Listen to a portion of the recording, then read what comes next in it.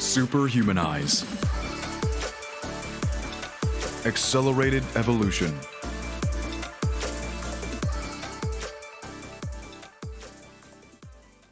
Imagine a world where food cravings are opportunities for deeper understanding and self-growth. Mindfulness as a transformative tool grounded in neuroscience is the realm of Dr. Judson Brewer, pioneer in habit change and self-mastery.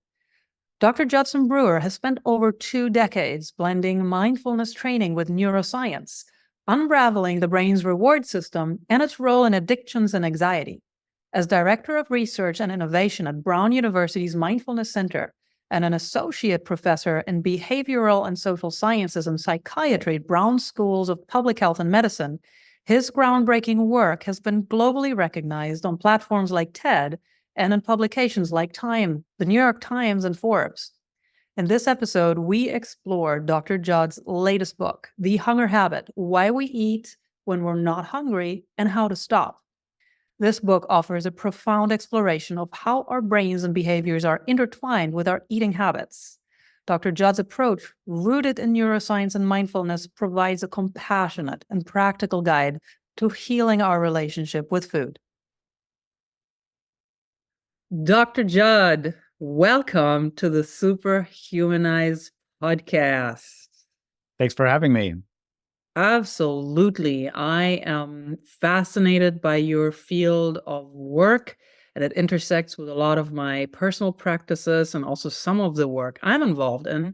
And your extensive research in the intersection of mindfulness, neuroscience, and habit change has really advanced our understanding of how to tackle addictions or anxiety. Your TED Talk on breaking bad habits has reached millions. So your work is literally leveling up, optimizing, helping many people, and especially many people who also suffer with these things. Can you share what initially drew you into the study of mindfulness and habit formation and the neural mechanisms behind it? Yes, it started back in medical school for me when I realized I had no idea how my own mind worked and that I was pretty stressed out as a medical student. And long story short, started meditating, realized that it was really helpful, and then decided after about 8 years of practice, of meditation practice, to shift my career from studying molecular biology and mechanisms of change on a molecular level.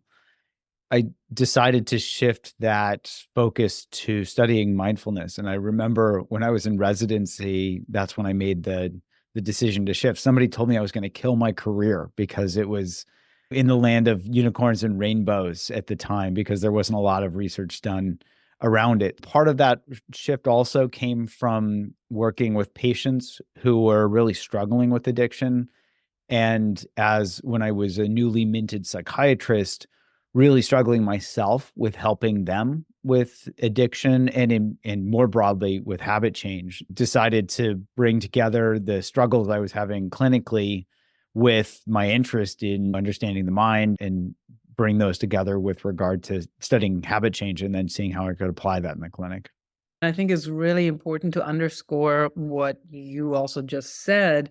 At times where certain topics are not part of what's commonly agreed upon as scientific, you literally can kill your career. So you truly went out on a limb there, and it takes trailblazers such as yourself, I just want to acknowledge that, to really move things and move the needle. You've had a unique vantage point on the evolution of mindfulness and scientific research. How have you seen the perception of mindfulness change in the scientific community over the years? Yeah, over the last couple of decades, it's been a really interesting journey that I've been fortunate enough to be part of and observer of as well. So when I first started, in the field in the early aughts, there was very little published about mindfulness. I remember, especially with addictions, there was not a single randomized controlled trial published where mindfulness was tested as a primary treatment for addiction. So that's how nascent the field was. There were some hints of some signal from folks like Richie Davidson's lab, et cetera, who's a pioneer in the field, but not a lot that had been done. And to be starting research where you can basically ask any question and it hasn't been answered yet, which is pretty exciting. And rarely is there a field like that. To be then being able to help think through some of the basic mechanisms, observe what people are finding early on, get to come together at small conferences with some of the early pioneers and put our heads together and say, this isn't working. This isn't what this is. How does all of this fit? It's been a really exciting couple of decades, I'll put it that way. And I'll say that there's been a lot, even in the evolution of, so just understanding the mechanisms underlying mindfulness, but also in how people deliver it. John Kabat-Zinn was the pioneer of the mindfulness-based stress reduction program that he started back in the 1970s. And that program was largely unchanged, and still you can find it unchanged, delivered all over the world because it's one of the first evidence-based treatments. Yet it's delivered in person, 2.5-hour sessions, 8 weeks plus an all-day retreat. And I've gotten to see how that it's really interacted with the modern day where he started this way before the internet was even developed. And so the internet has impacted how people learn, how they spend their time, and where they put their attention. And so I think it's been interesting to watch the evolution of the digital therapeutics. That term was only coined in, I think, 2017, where people could start to deliver treatments through apps. And we actually started testing mindfulness-based treatments for that early on. To give you a long-winded answer to that question, there's been a huge amount of evolution and change. And I feel like it's still evolving as the modern day evolves. And it'll be really interesting to see how all of this comes together with AI as well. Yes, I'm very excited for that. We really are living at a time where the convergence of these ancient wisdom and modern technology can bring forth tools that can absolutely revolutionize our lives and have. What do you foresee with the advance of AI and how it can be integrated into whether it's the science, the studies, the digital therapeutics, how do you see this moving Yes. forward? My crystal ball is currently in the shop. It doesn't seem to work. And I think with AI in particular, it's so early days where, the breakthroughs that had happened, say in 2023, with just getting these conversational agents up and running as true conversational agents and totally tore through the Turing tests, like without fanfare. Oh yeah, your heart can't distinguish this from a human. Oh, by the way, that was the prize, like for decades that people were trying to go for, and it just blew right through that. I think we're going to start to plateau out on, wow, conversational agents can basically reproduce human language and predict the next character is what they're doing. So what's out there on the internet, they can be trained on and are being trained on. So how that plays out with mindfulness training is going to be really interesting because who knows how many books written about mindfulness and how many Reddit threads and how many videos and all of this. But it doesn't mean that all of them are accurate. And it also doesn't mean that all of them are optimized for the individual. And so here it will be really interesting to see how people are able to curate the material to get it accurate. Because and I've played with this myself, if you ask the current models, hey, tell me about mindfulness, teach me to meditate type of thing, it'll give a superficial answer that's not terrible, but it's not one that I would say, wow, that's great. I would use that as a way to train somebody in mindfulness. And moving from superficial Reddit scrapes or however they've trained their data to something truly meaningful and helpful is going to be the next step. And that's not as easy as just getting a larger LLM. That really takes some, reinforcement learning through human feedback or other methodologies that people are starting to explore to really see how we can bring this human wisdom element in and deliver it. That's ultimately what it's about, is these pairing, optimizing what humans can do, optimizing the language models for what humans can't do, which is scale ourselves, for example. And I know some folks that are meeting some early success, or at least they're reporting early success with being able to take at least well demarcated programs and saying, hey, I can actually deliver my program, for example, through an LLM when they give it boundaries and they give it good training. So I think that we're going to see more of that in the near term and in the long term.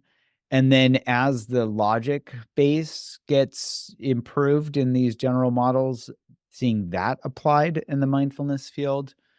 So that the way I think of this is, if there's a teacher that's answering the same question 100 times, that's something that they could outsource to their bot, for example. Mhm.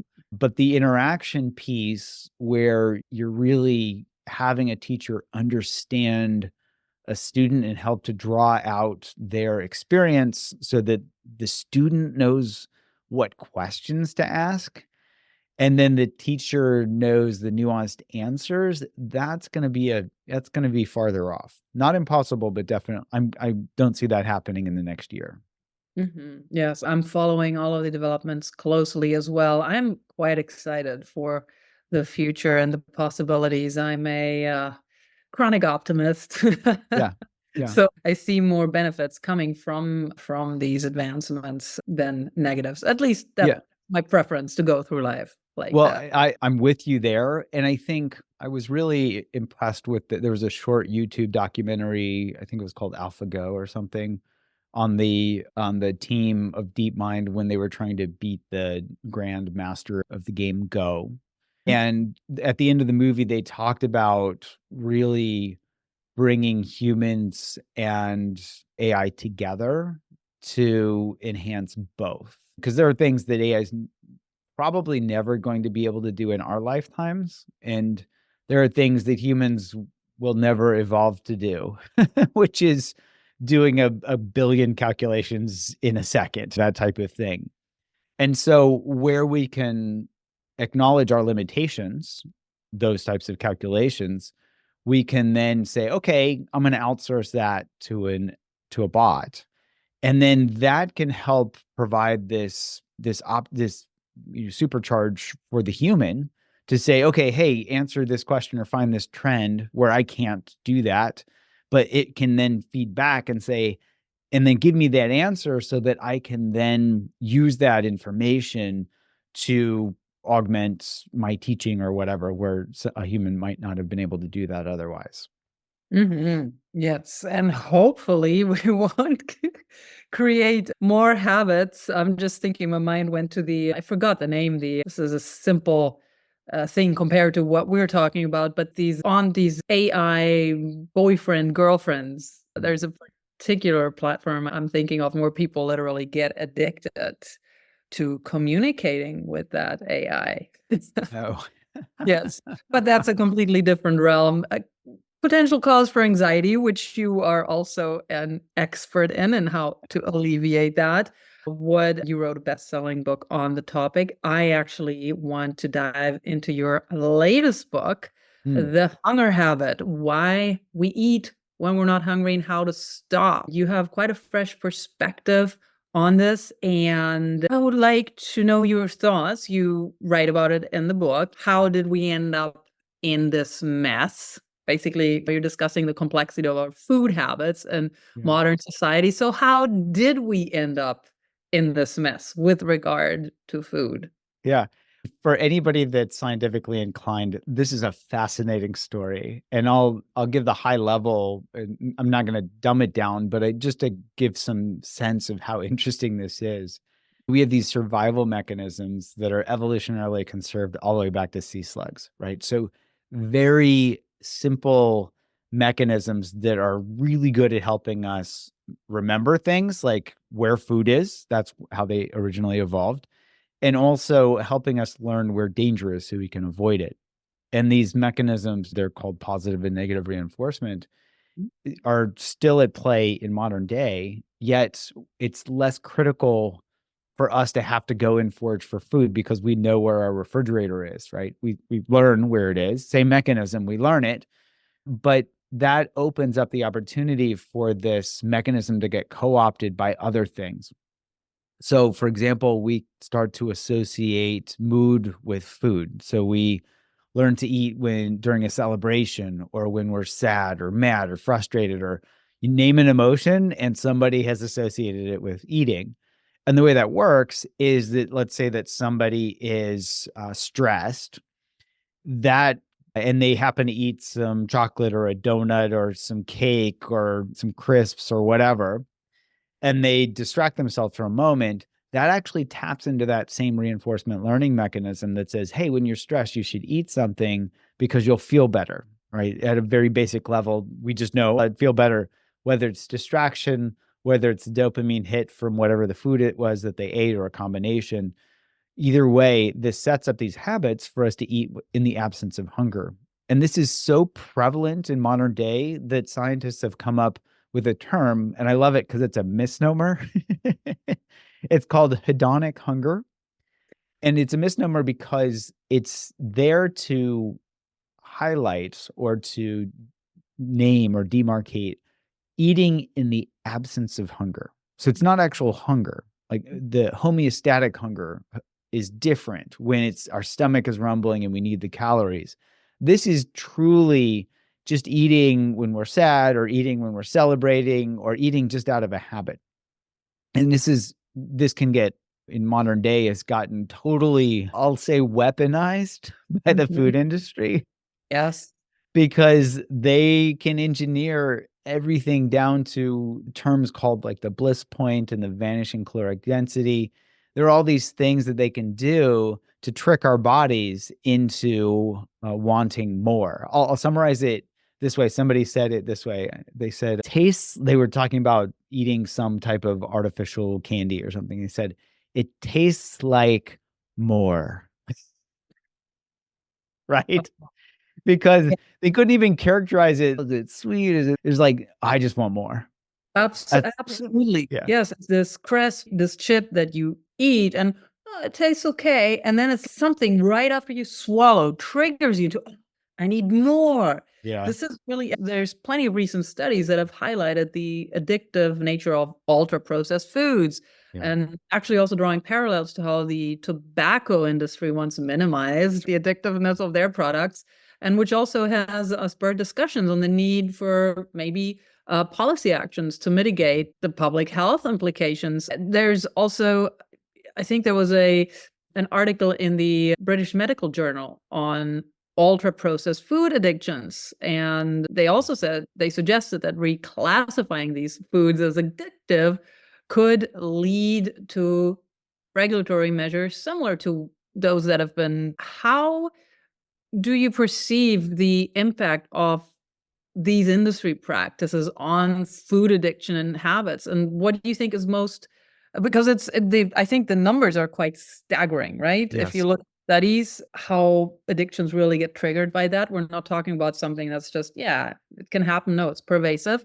What measures do you think are most critical in curbing these particular influences? That's a great question. So, just starting with the simple definition of addiction that I learned in residency, I think that'd be a good place to frame this. So, I learned this definition: continued use despite adverse consequences. And it gets interesting. So, with cigarettes, you can argue there's nothing healthy about smoking a cigarette. And so it's pretty straightforward, right? There's nothing healthy about using cocaine. Unless somebody's using it as a local anesthetic, which it is actually used for.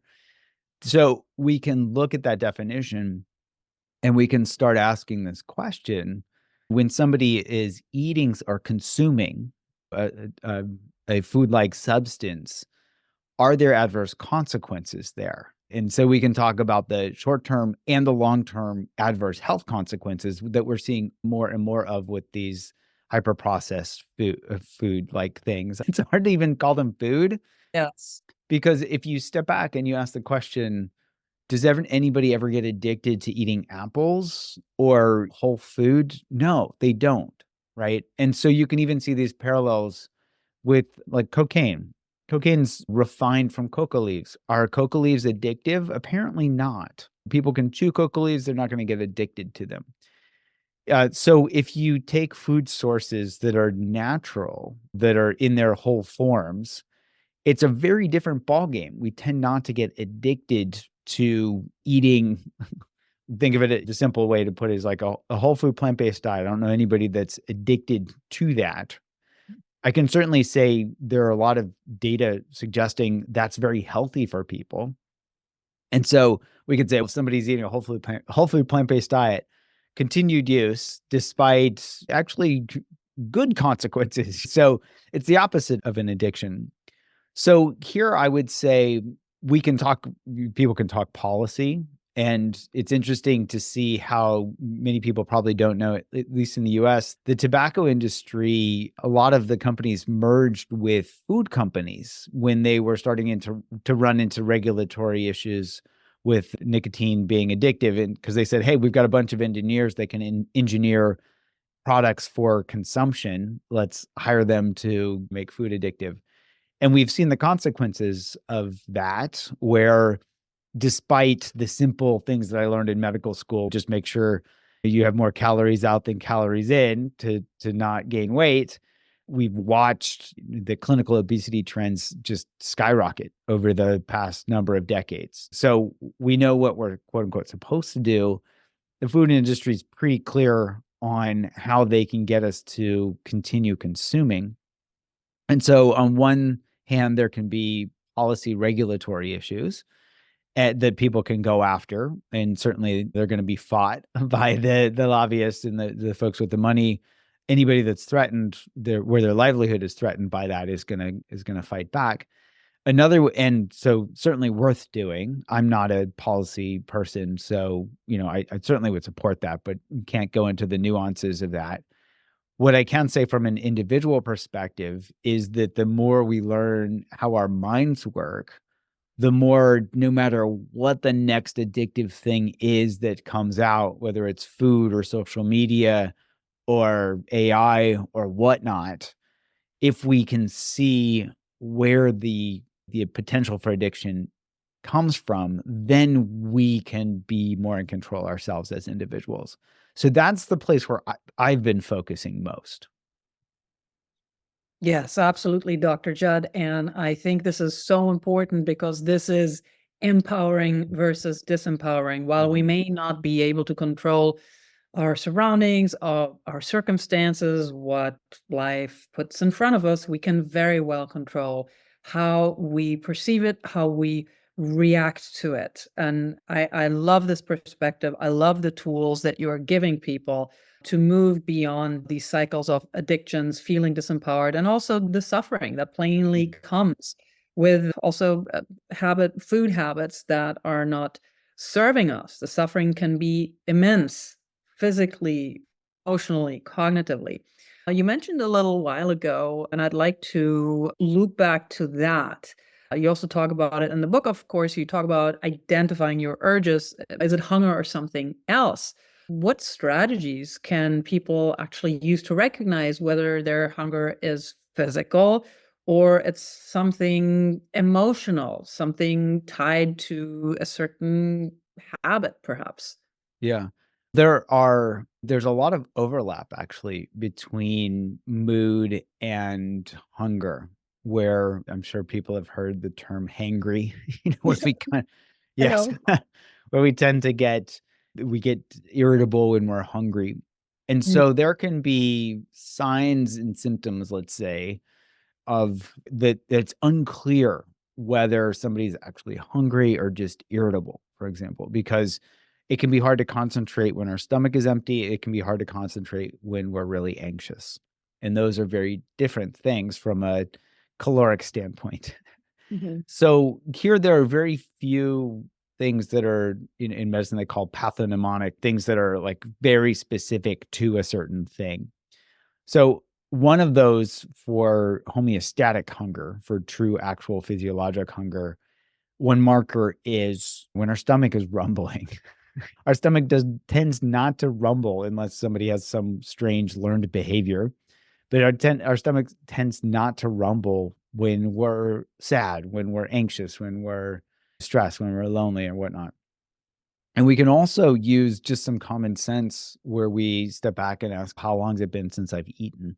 If it's hard to tell whether we're actually hungry or stressed or in some other mood funk. And I say that it's not always easy for folks to be able to identify this at the beginning. So the first step that I have people start with is just to recognize how these habits form so they can be on the lookout for them. And then it can be easier to just ask a simple question. Am I actually hungry, or is this a habit? And really, it's about just taking that urge to eat, and as they're reaching for food, asking this question, am I actually hungry, or is this a habit? And checking to see, when's the last time they ate? Has it been hours or minutes? Is their stomach rumbling, or are they just bored or stressed or just looking for something to distract them from something else? And those can be signs that it's not actually hunger. It's something else that they're trying to distract themselves from. That simple question, am I hungry, or is this a habit? And then also, when they eat, this is where it gets really interesting from a neuroscience standpoint.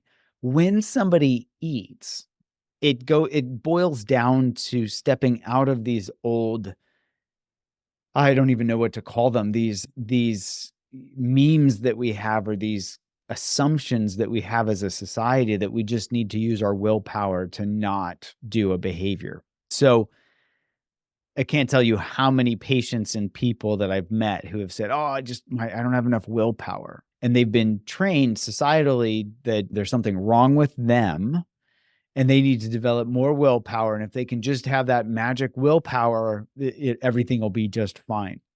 As a neuroscientist, I look at that and I ask the question, do you know that neuroscientists don't even talk about the term willpower? Like, it's not even in our equations for behavior formation and behavior change. So looking at this from a neuroscience standpoint, all the things I learned in medical school are a bit outdated, let's just put it that way, because they're not taking this neuroscience perspective. And so that next step, after recognizing whether somebody's actually hungry or not, is to check to see, if let's say they're eating out of habit, instead of saying, don't do that, just stop it, I have them say, go for it, but pay attention as you do. And what that does is it taps into the direct mechanisms of change, which are predicated on how rewarding a behavior is. And so somebody eats, let's say overeating. We published a study a couple of years ago where we had people pay attention as they overate. And they learned very quickly, meaning within 10 to 15 times of doing this, right? It doesn't take 10 years if they've had this habit for 10 years. It takes 10 times. What they realize very quickly is that overeating does not feel good. And anybody that's overeaten, you're nodding your head, anybody that's overeaten can think back to the last time they've overeaten and ask themselves, was that good? Did that actually work out well? Stomach ache tends not to be a sign of things going well, right? So our bodies actually tell us everything that we need to know. And what that's called in neuroscience terms is a negative prediction error, meaning that they have a habit of, say, overeating. And if they don't pay attention, they're not going to notice the results. If they pay attention and they notice the results and they have noticed the stomach ache or the sluggishness or the guilt or all the negative consequences that come with it, their brain realizes, hey, this is not as rewarding as expected.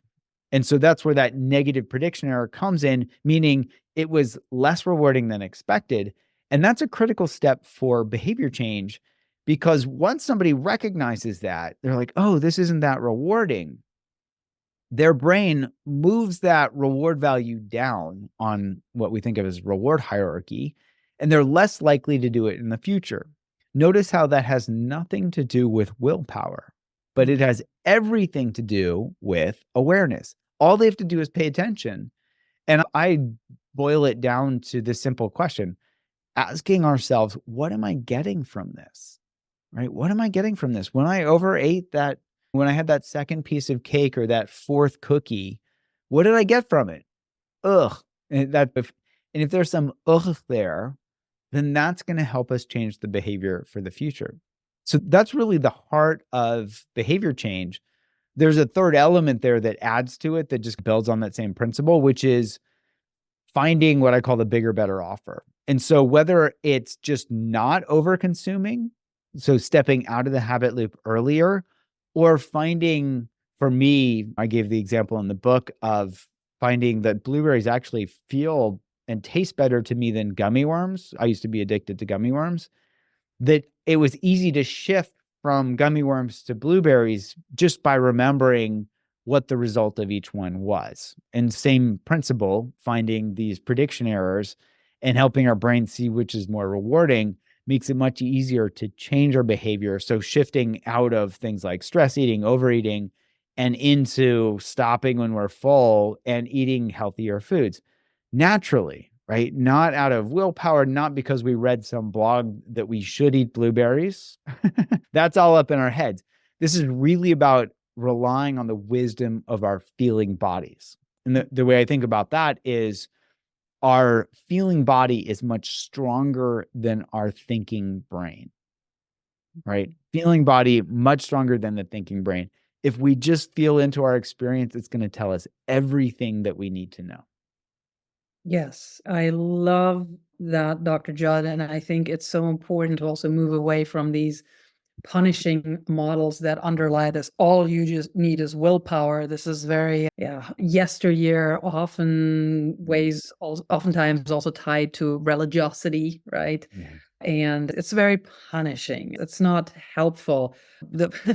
When you mentioned the overeating habit, that's something I actually know very well. I have always been blessed with a very high metabolism, which is why I never saw physically the effects of the overeating habit that I had ever since I was a little girl. I realized in later years and just being on this mission of self-growth, healing, biohacking, that I was literally trying to fill a void. And what helped me massively was literally, and I did not even know about what you are sharing, what you are putting forth. It was just really becoming aware of how I feel after. Oh, it's miserable. And I think a lot to really reconnect with our feeling body again. So many of us have been disconnected, and feelings, and of course, also emotions. We live in a culture where that oftentimes gets shamed. So we Yeah. completely connect in it. We are so much in our heads that we don't feel ourselves anymore. And when we start feeling ourselves again, and really mindfully do, I find it fascinating. You said it takes individuals 10 times, and then they can basically move away from, transcend from, for example, this overeating habit. Mhm. That fascinates me. Some, something else that really also resonated with me in your book was you actually talk about why diets don't work. Yeah. What, Dr. Judd, do you believe is the missing link in the traditional dieting approaches, whatever they may be? Yes, there are a number of, let's just say, concerns that I have with the traditional dieting industry. And we can go just as far as looking to see how well they work, right? Has there been a diet that has outcompeted the others? If you take a Darwinian perspective, there's a new diet probably every 6 months. So if you look at the half-life of a diet program, it's pretty short. It's going to decay. So it's not about some special, like eating only this and not that type of thing, especially when you try to individualize it. We're such individual beings that a general diet isn't gonna nail it for each individual. When we look at, so that's one piece. Another is that when you look at food tracking, the typical food tracking apps and whatnot are notoriously terrible. They're not accurate. And they're also, on top of that, very good at pulling us out of our own experience. And our human brain really loves certainty. And we're learning, unfortunately, we're getting trained more and more by things that give us quantification in number of likes or number of numbers in general to believe the numbers over our own experience. And that's really dangerous, especially when the numbers are not accurate. We just assume, oh, because the app told me I ate this number of calories, it must be true. Sorry to break the news, but everybody's metabolism is slightly different and it depends on a whole bunch of things. And being able to track, it's just a mess. But the most important thing is that when you look at a list and it says, oh, you can consume this number of calories for the rest of the day, we're much less likely to listen to our bodies and ask, am I actually hungry? Do I need this? It says I haven't had enough protein. When we learn to listen to our bodies are amazingly good at saying, hey, you need this. And it comes in the form of all sorts of interesting food cravings where our bodies know, hey, this kind of food is what I need right now. So the more we divorce ourselves from that experience of our own bodies by relying on these trackers and these diet programs that tell us what to do, the harder it's going to be to actually remember and retrain ourselves to listen to our own bodies. It just repeats itself over and over when people get excited. Oh, here's this new diet. They're going for the excitement of different as compared to just doing the work and listening to their bodies. And it's every time somebody starts re-listening and reconnecting with their body, they're grateful because when we become reconnected with ourselves, it comes with all these side benefits of doing this as compared to taking the latest drug, like these GLP-1 drugs that are all the craze, where it's like, oh yeah, I've lost weight and I feel nauseated and I don't feel like eating and all this. And it's, wow, that doesn't sound very good.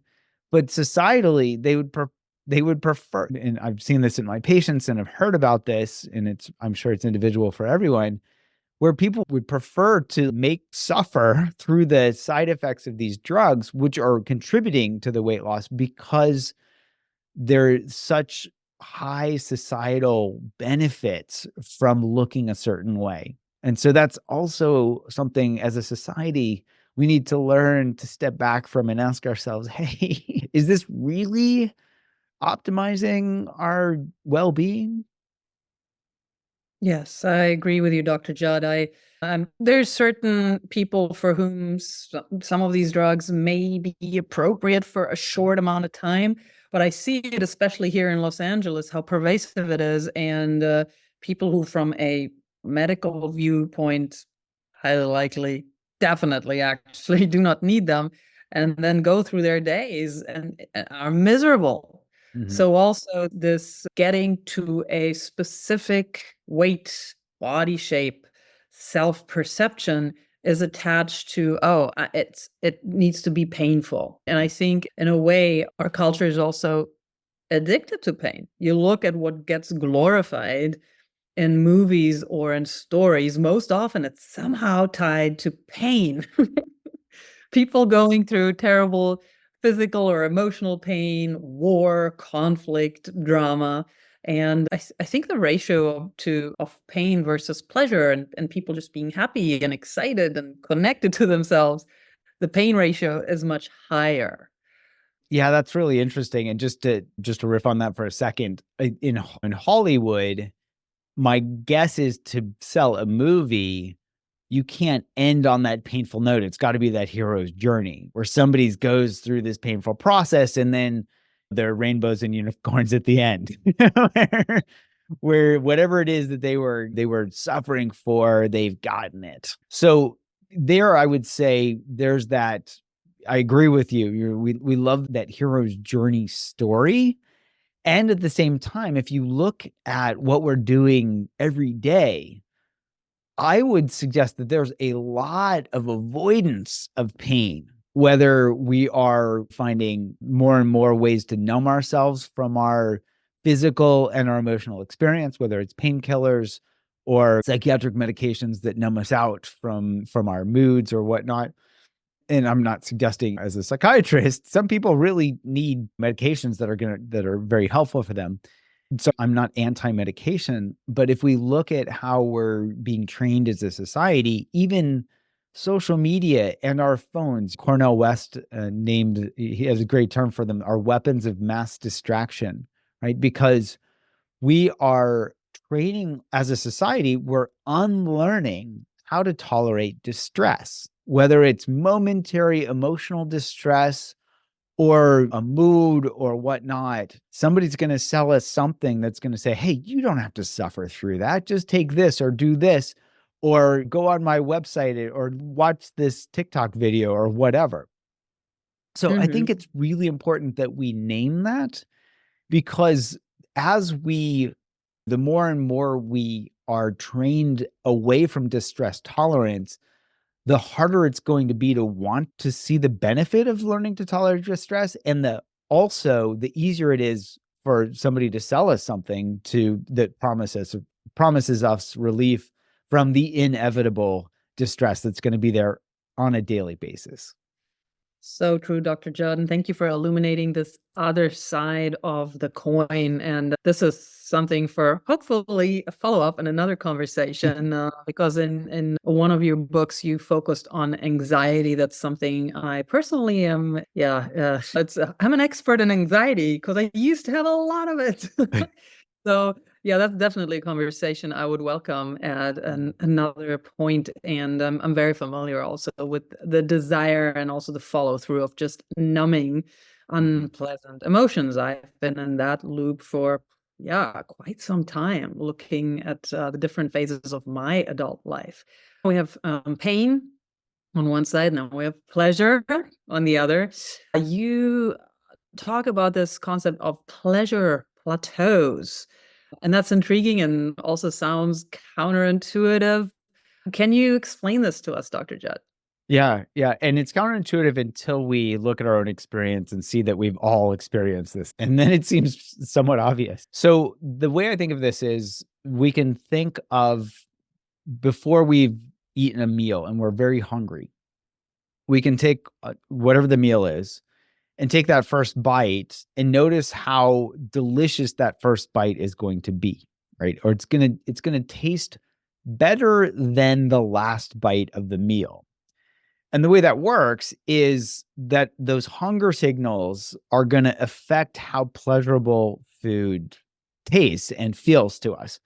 So the more we eat and start to fill up and get those satiety cues, the more our body starts to turn on these natural mechanisms that say, hey, slow down, and then stop because you've had enough. We have satiety cues that even come in the form of food not tasting the same. This very same food not tasting the same as when we've eaten a lot of it. And one of my friends, her name is Dana Small. She's a PhD and a food researcher at Yale. She did this very elegant study for her PhD. I wrote about in The Hunger Habit. I think I even wrote a little bit about it in the Unwinding Anxiety book because it's such a fascinating experiment. But basically, she just fed people chocolate, their favorite chocolate. At first, they rated it as delicious. And then by the 60th square or whatever, wherever somebody hit their way over threshold, they're rating it as disgusting. It's the same chocolate. It's the same chocolate. And so the way I think about that pragmatically is, we can pay attention and notice when we're still going up on the pleasure plateau. It's like still good, still not as good. Okay, definitely not as good. We've hit that plateau, which helps us naturally stop as long as we're paying attention. If we don't pay attention, we go over the cliff of overindulgence, right? And that's where we hit that pit of regret when our stomach is like, oh, why'd you do that? And all of that. We can certainly still learn from the overindulgence piece as long as we're willing to lean into that and ask, wow, was that really worth it? What did I get from that? So we can certainly learn from it. But it helps us see very clearly that our bodies, again, they're so wise. They tell us everything that we need to know as long as we pay attention. So that's what the pleasure plateau is. And it's really there as a pragmatic tool for us to start to see how good our body is at telling us when to stop. Excellent. Thank you for explaining that, Dr. Judd. And there's something else I think will really be of value to those who are listening to us right now. The acronym RAIN, RAIN, stands out in your book, and you actually have a chapter, Rain on the Craving Monsters Parade. Can you explain what RAIN stands for and how this technique works and its benefits? Yes, I'd be happy to. So this was a technique that was originally developed, I think, by a Western meditation teacher, Michelle McDonald, and then popularized by a teacher and a psychologist, Tara Brach. She's done such great work with this. The idea is this acronym starts with R, recognize. So we have to recognize whatever it is. So whether it's an emotion or a craving, the A stands for allow. So we have to allow ourselves to actually feel it. If we distance ourselves from ourselves, it's going to be hard to work with ourselves. Makes sense. The I stands for investigate. And I think of this as this is where we turbocharge our inherent superpower of curiosity. So instead of saying, oh no, I have this craving, I have to fight it. If we fight the craving monster, it only gets bigger and eventually it's going to win and it's going to eat us up. So here we can flip that. Oh no, here's this craving to, oh, what does this craving feel like in my body? And then we can, and I used the word note. This comes from a Burmese tradition. Mahasi Sayadaw was the teacher that first popularized this. But the idea is we can note our physical sensations, our thoughts, and our emotions from moment to moment. And what that helps us do is see that we are not our cravings. These are sensations, these are thoughts, these are emotions that come and go. And as we start to see that, we have this space to see, I'm not my craving. It's going to come and go. And it empowers us. It goes back to what you said earlier. It empowers us to be with these sensations, watch them come and go, instead of being consumed by them or fight or resisting them. What we resist persists. And then the rest of that is what we allow ourselves to feel heals. So we learn, oh, cravings, they come and go. They're not as bad as we think. I even had a patient who came in to my office and said, hey, doc, I feel like my head's going to explode if I don't smoke. That's how strong his craving was. And we literally walked through that exercise and helped him see that these were physical sensations. He probably wrote out his first craving ever where he didn't smoke.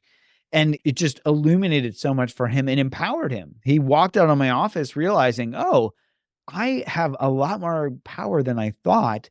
And this noting, this RAIN exercise empowers all of us to be able to be with our experience and to relate to it differently. Beautiful. Dr. Judd, my pleasure plateau in conversation with you has certainly not been reached. So I hope we'll get another opportunity to talk more also about, particularly about anxiety. And for people who would like to learn more about you, who'd like to find you, and also would like to know more about your offerings, because you have all kinds of different things that you offer, your brilliant books aside, how can they do, where can they find you, and what else can they find? Yes. So I have a website. It's just drjudd.com, drjud.com. We've got a bunch of free resources. I love putting together short animations that highlight the neuroscience of how our brains change. And so there's a bunch of stuff there. We've done a lot of work for physician burnout in particular. So any physicians that are feeling stressed or burnt out, we've got some free resources and educational resources for them. As you mentioned, I've written a couple of books and we've got some apps. The books are based on this, where we've done all the science behind them. And so all those materials are on my drjudd.com website. Super. I'll make sure to also mention all of those in the show notes. Dr. Judd, it has been such a pleasure. Thank you for sharing your knowledge with us. Oh, it's my pleasure.